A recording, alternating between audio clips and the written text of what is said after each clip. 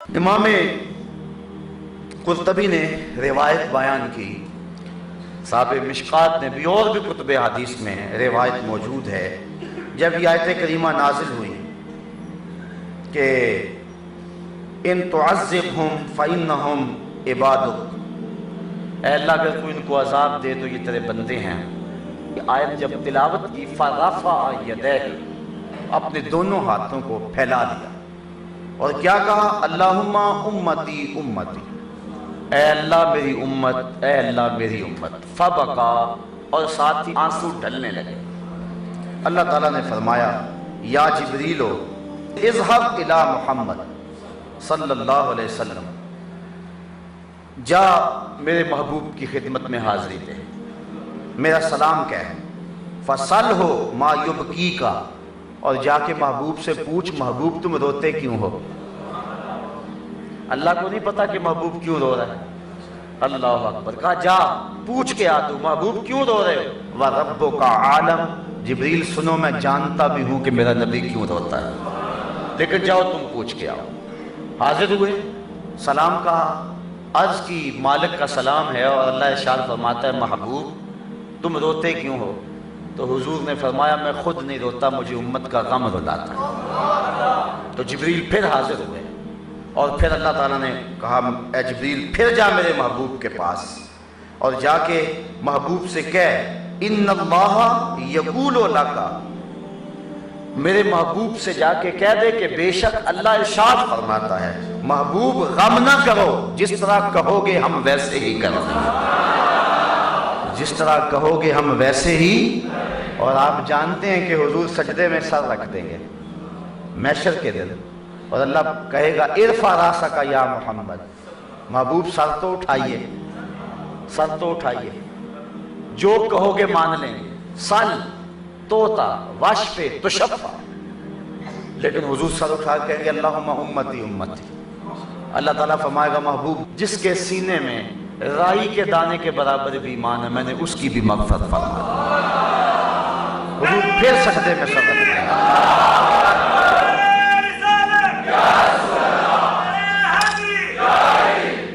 پھر سجدے میں سر رکھ دیں گے. پھر اللہ تعالیٰ فرمائے گا محبوب اب کیا ہے؟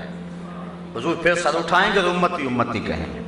تو اللہ فرمائے گا محبوب جس کے سینے میں رائی کے دانے سے بھی ایمان ہے میں اس کی بھی مغفرت فرماتا ہوں. حضور پھر سجدے میں سر رکھ دیں گے.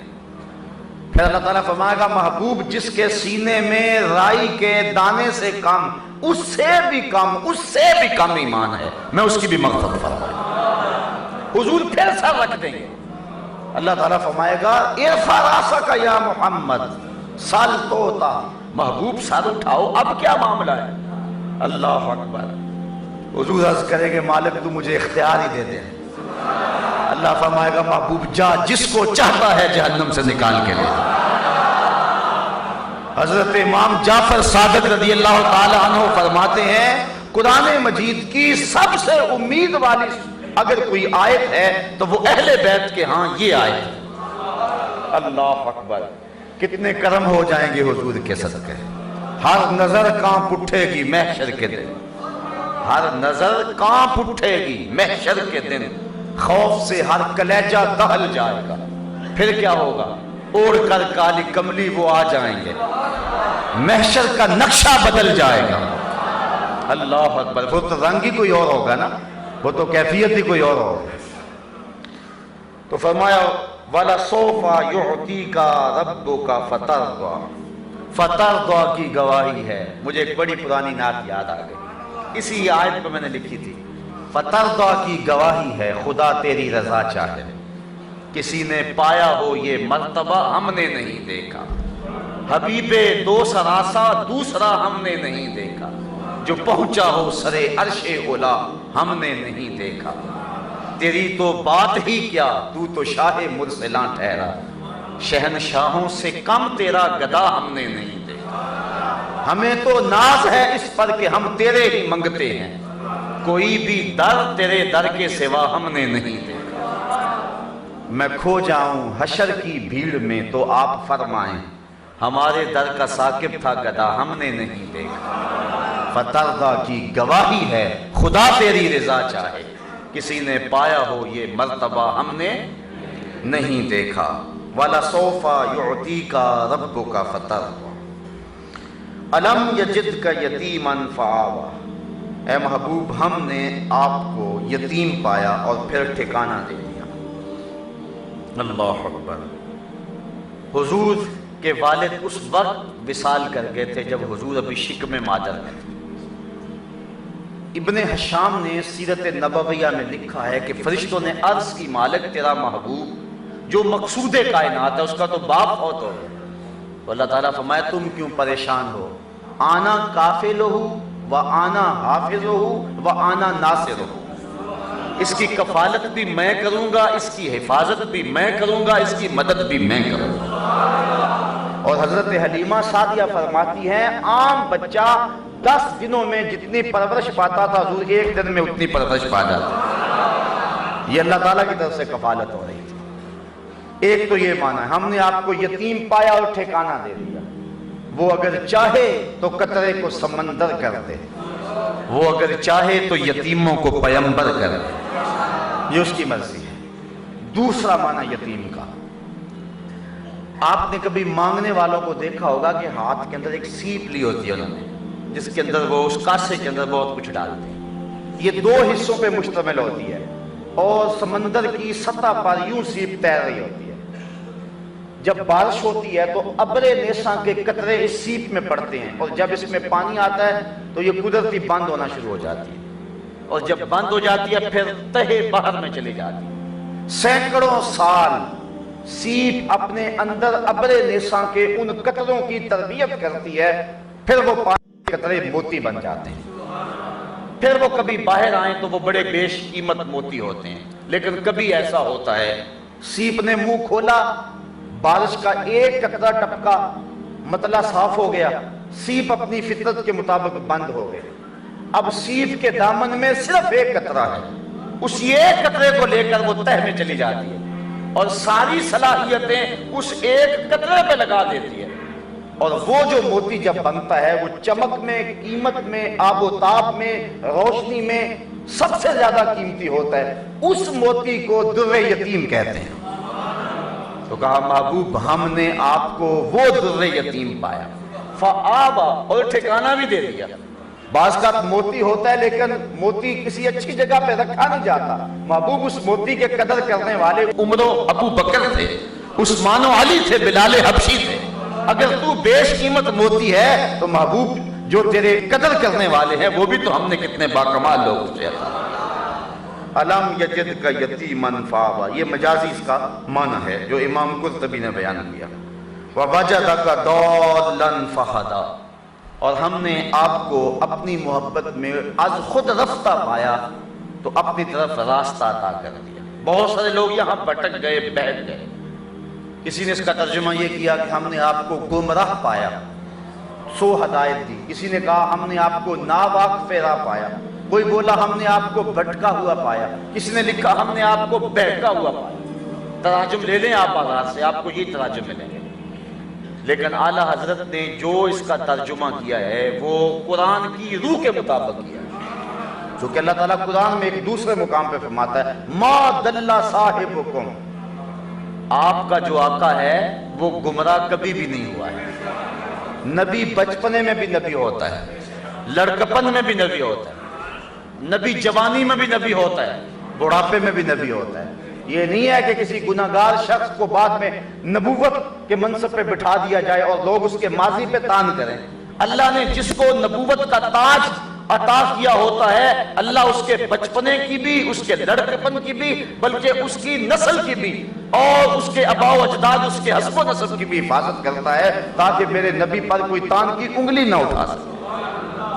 تو اللہ کا نبی کسی دور کے اندر بھی گمراہ نہیں رہا ہوتا، یہ بات ذہن میں رکھے۔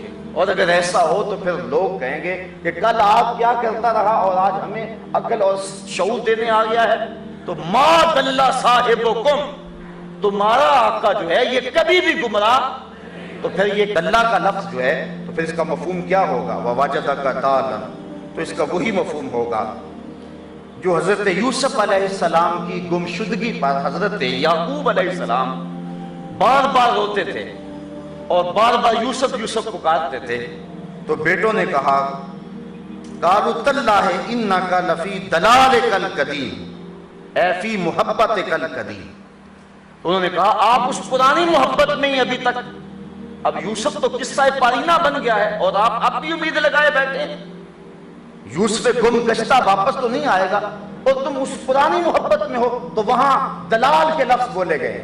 تو یہاں بھی اعلیٰ حضرت نے قرآن مجید کا ترجمہ کرتے ہوئے پہلے قرآن سے دیکھیے کہ قرآن نے اس کا معنی اس لفظ کا کیا کیا، تو یہاں دلال کا معنی کیا ہے؟ محبت، تو اعلیٰ حضرت نے اس کا یہی ترجمہ کیا، محبوب ہم نے آپ کو اپنی محبت میں از خود رفتہ پایا، اس قدر محبت میں تم آگے بڑھے ہوئے تھے، پھر ہم نے تمہیں راستہ عطا فرما دیا اور اپنے قرب کی دولت عطا کر دی۔ یہ ہے مفہوم وَوَجَدَكَ ضَالًّا فَہَدَىٰ۔ ویسے امام صدی سے روایت ہے، وہ فرماتے ہیں وَوَجَدَكَ ضَالًّا اے فِي قَوْمٍ ضَلَالٍ فَهَدَاهُمُ اللَّهُ بِكَ، یعنی ہم نے آپ کو گمراہ قوم میں پایا اور آپ کے صدقے سے ان کو ہدایت عطا فرمایا۔